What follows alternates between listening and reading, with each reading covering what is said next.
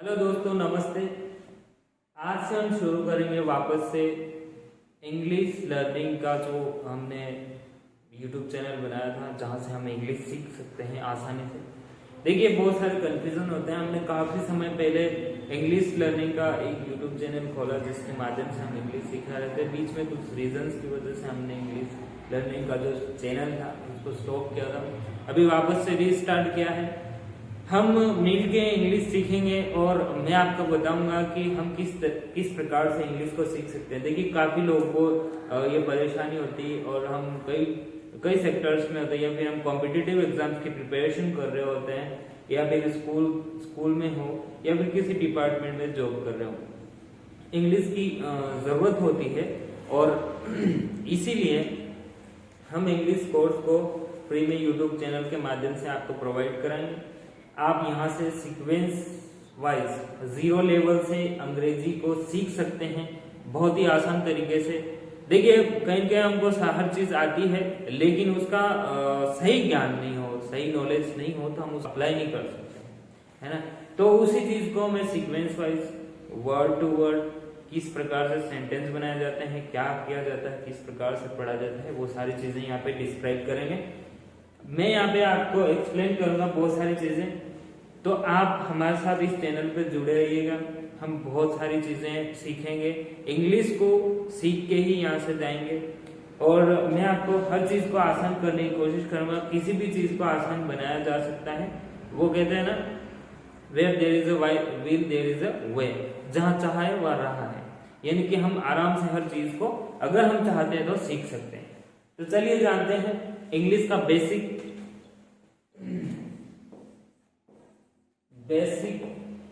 Of English.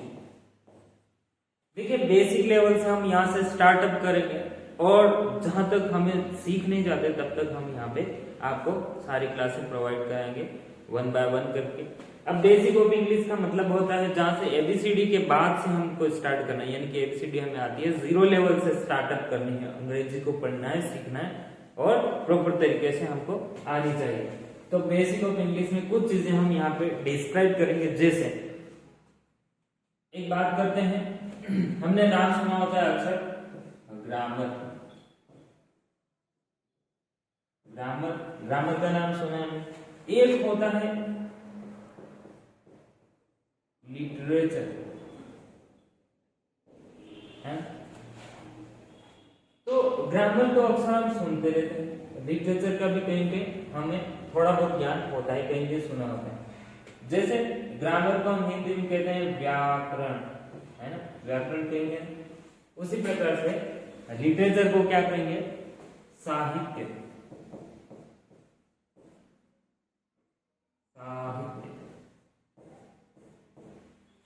अब हम बात करें अगर ग्रामर की, तो ग्रामर को हम व्याकरण कहते हैं, यानी कि हिंदी में तो हमने कहीं कहीं सुना है और पढ़ा भी होगा कहीं क्लासेस में, या फिर हमने इतनी लंबा सफर किया तो कहीं हमने सुना होगा, पढ़ा भी होगा।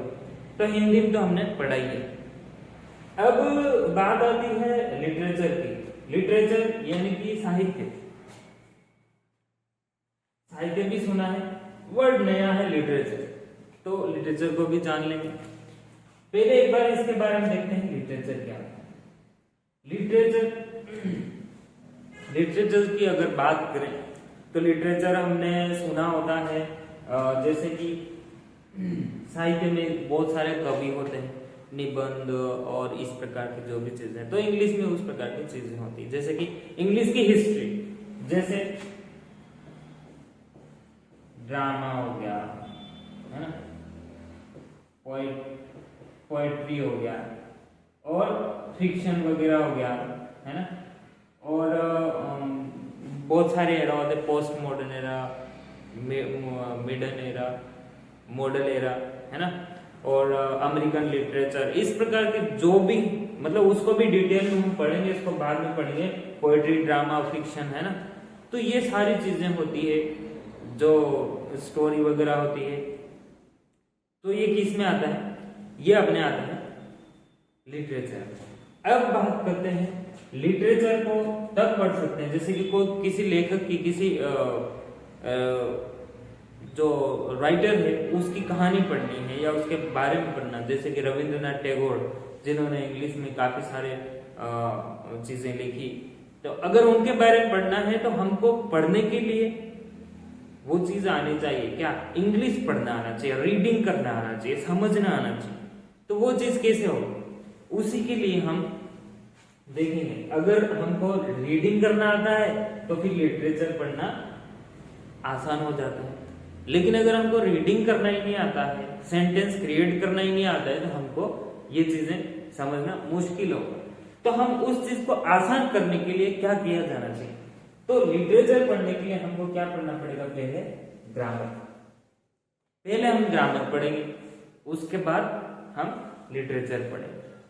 अब ग्रामर क्यों पढ़ें, एक सवाल उठता है। तो ग्रामर हमको इसलिए पढ़नी होती क्योंकि हमको रीडिंग करना, सेंटेंस क्रिएट करना और बातचीत करना, इंग्लिश में बातचीत करना आ जाए, इसलिए हम पढ़ते हैं।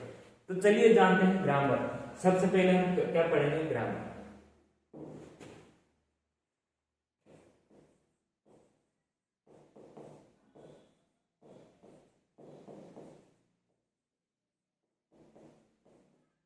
बेसिक ऑफ इंग्लिश में हम टॉपिक लेते हैं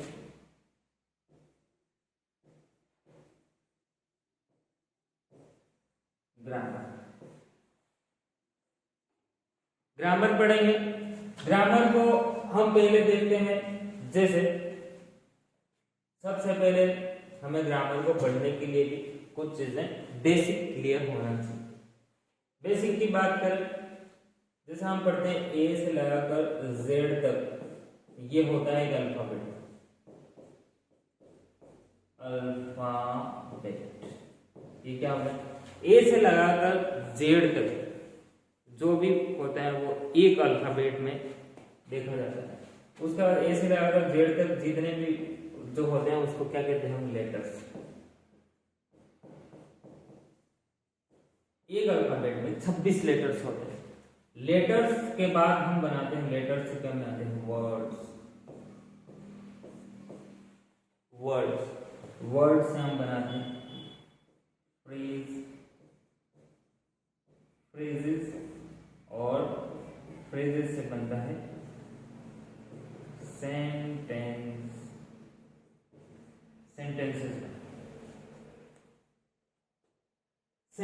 बनाते हैं सेंटेंसेस।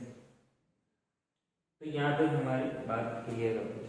यानी कि ये चीजें हमेशा एबीसीडी पढ़ लिया हमने। एबीसीडी में 26 लेटर्स होते हैं। लेटर से हम वर्ड्स बनाते हैं, वर्ड से हम फ्रेज बनाते हैं, फ्रेज से सेंटेंस बनाते हैं। जैसे इसको वर्णमाला कहते हैं ना, इसको वर्णमाला। लेटर्स वर्ड्स कैसे, जैसे कि मान के चलो एक एग्जांपल लिया, फील। फील एक इंग्लिश का वर्ड है जिसका हिंदी मीनिंग होता है महसूस करना। फील में ये एबीसीडी के वर्ड्स, लेटर्स है FEEL, ये फील। लेटर्स से क्या बना, एक वर्ड बना। तो अगर वर्ड हमें आते हैं तो हम सेंटेंस बनाना, सेंटेंस यानी कि वाक्य बनाना सीख जाते हैं। तो अब हम आगे बढ़ते हैं, हमको ये चीजें आती हैं। अगर ये चीजें आती है, ये हमको अभी नॉलेज हो गया या पहले से था, अब आगे और बढ़ते हैं कि इसके बाद का बेसिक क्या होना चाहिए। चलिए आगे बढ़ते हैं। ग्रामर में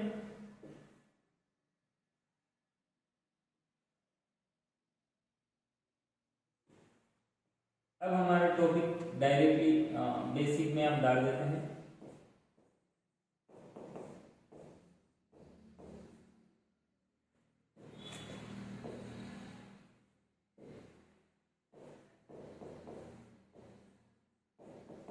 इंग्लिश, बेसिक ऑफ इंग्लिश।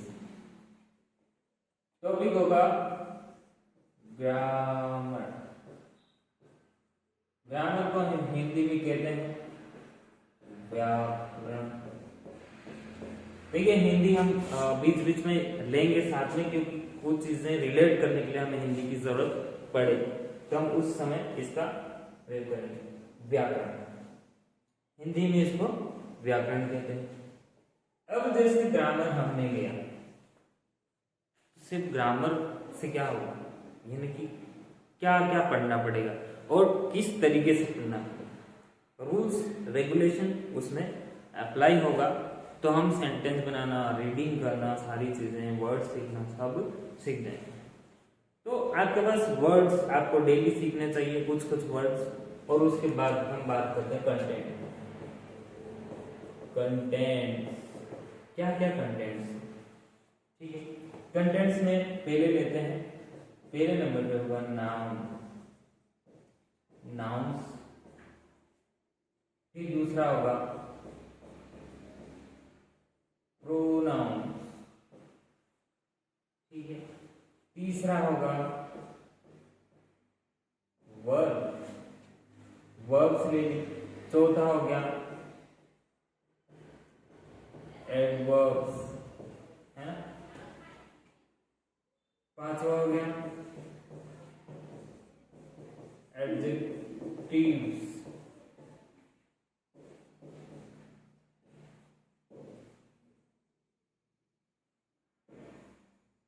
छठा हो गया प्रीपोजिशन,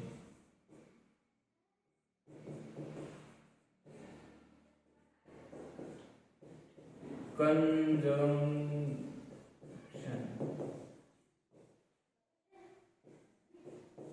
फिर होता है article, articles,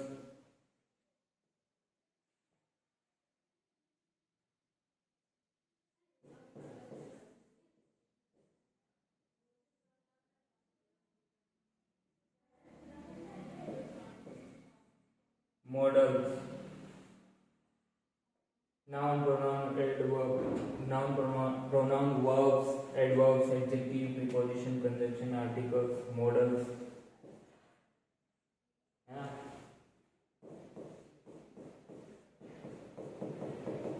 active plus passive,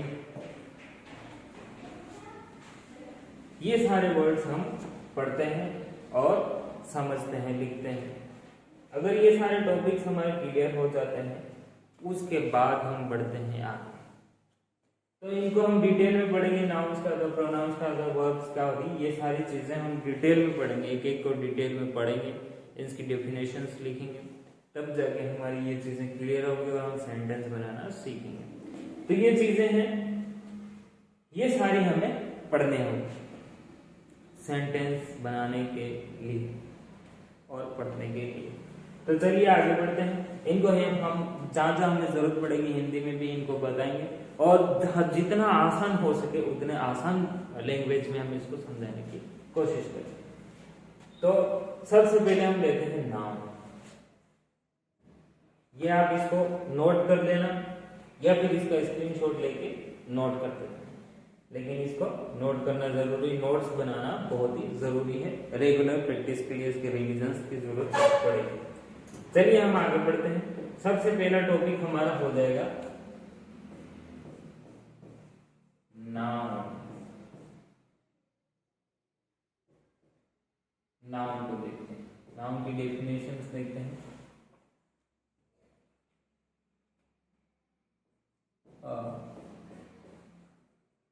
name,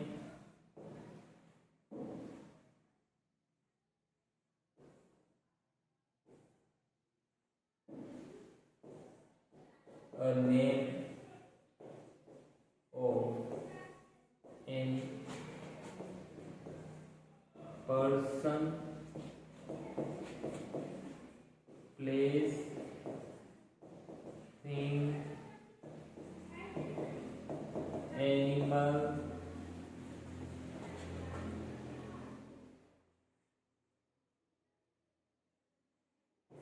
is called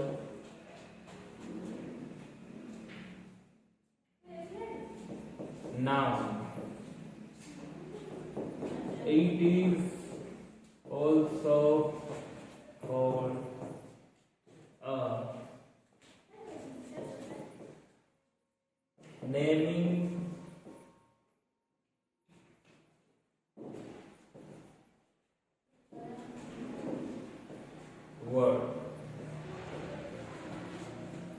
किसी व्यक्ति, वस्तु या स्थान और किसी जानवर के नाम को नाउन कहते हैं। और इसको एक भाषा में इसको परिभाषित किया जाए तो ये सिर्फ एक नेमिंग वर्ड, किसी का नाम एक नाउन होता है, किसी का भी नाम। ये इसकी क्या होगी डेफिनेशन।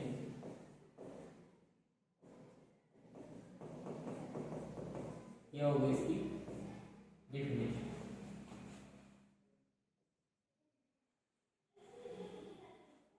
तो अब इसको एग्जाम्पल के माध्यम से हम समझेंगे कि क्या किस प्रकार से इसको और क्लियर किया जाए और सरल बनाना। A name of any person, person means क्या होता है पर्सन, यानी कि हिंदी में इसको व्यक्ति कह सकते हैं। किसी व्यक्ति का नाम, जैसे राहुल, पूजा, ये किसी व्यक्ति का नाम है, तो ये पर्सन किसी व्यक्ति का नाम है। अब उसके बाद है प्लेस, ये एग्जाम्पल के तौर पे आपको बता रहे हैं। पर्सन के बाद प्लेस, प्लेस यानी कि जगह,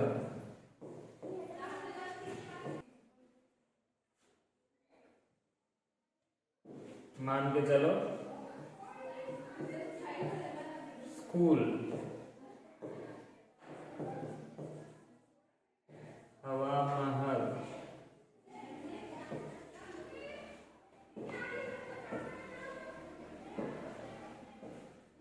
हवा में, तो ये किसी जगह का नाम हो गया। अब नेक्स्ट आता है प्लेस के बाद थिंग। थिंग का मतलब होता है वस्तु, वस्तु में जैसे चेयर हो गई, टेबल हो गई, तो ये वस्तु हो गई। उसके बाद आता है एनिमल,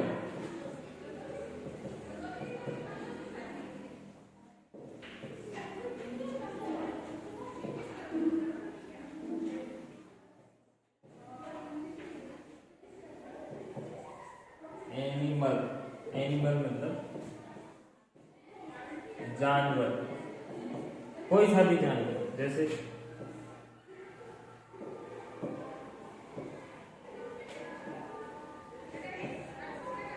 डॉग, काऊ और कैट, ये किसी जानवर का नाम है। तो ये तो है नाम, यानी कि किसी व्यक्ति, वस्तु या स्थान के नाम को हम नाउन कहते हैं। नाउन को हिंदी में क्या कहेंगे? संज्ञा। संज्ञा कहते हैं ना, हमने संज्ञा पढ़ी हुई। किसी व्यक्ति, वस्तु या स्थान के नाम का बोध कराने वाले शब्द को संज्ञा कहते हैं। इसी प्रकार से इंग्लिश में नाउन किसी कहते हैं? A name of any person, place, thing, animal is called noun. It is also called a naming word. आसान भाषा। तो ये बिल्कुल इजी लैंग्वेज में आपको समझाया जाता है। और इस प्रकार से अगर इन चीजों को हम क्लियर करते हैं वन बाय वन करके, इसको आप लिख लेना, स्क्रीनशॉट लेके लिख लेना किसी भी प्रकार से। लेकिन ये चीजें अगर आप नोट्स बनाते हैं तो बहुत ही हेल्पफुल रहेंगी, आपको अंग्रेजी सीखने में काफी मदद मिलेगी। इससे आप चीजें आसानी से सीख सकते हैं और आप नए नए वर्ड्स का यूज करें। आप सेंटेंस बनाना बहुत जल्दी सीख जाएंगे अगर आप इसको कंटिन्यू प्रैक्टिस करते हैं। यहाँ पे क्या था? डॉग, है ना? तो इन चीजों का आप प्रिपेयर करें और अच्छे से इसको पढ़ने की कोशिश करें। अगर आपको कोई कंफ्यूजन है तो आप ज़रूर कमेंट बॉक्स में लिख सकते हैं। हम ज़रूर इसको और इजी करने की, जितना इजी हो सकता है उतना इजी बनाने की कोशिश करेंगे। ठीक है, थैंक यू सो मच। आप इसी प्रकार से इस चैनल के साथ बने रहिएगा। आपको हर चीज़ बताई जाएगी और इंग्लिश को जब तक आप बोल नहीं लेते तब तक की इंग्लिश के वीडियोज आप तक पहुंचते रहेंगे, है ना? तो थैंक यू सो मच।